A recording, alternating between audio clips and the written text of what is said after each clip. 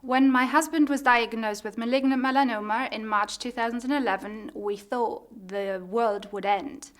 From my time in medical school, I had retained melanoma as the type of cancer not to get.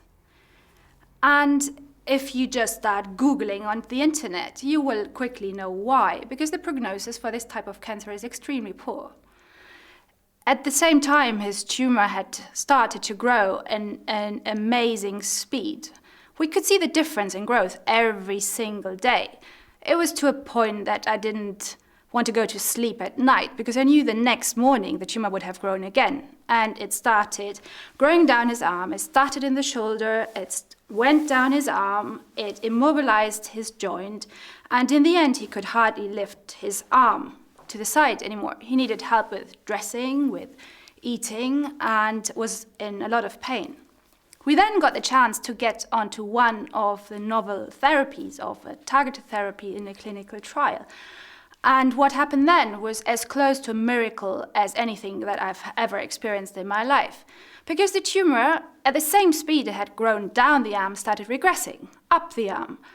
And every morning, the tumor had disappeared a little bit more. He was able to move his arm a little bit more.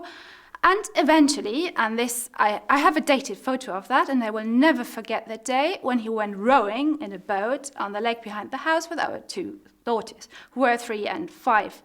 It was a wonderful time for us. What came after that was the most intense summer of my life, because we had gotten a glimpse of how precious time is and how valuable life is.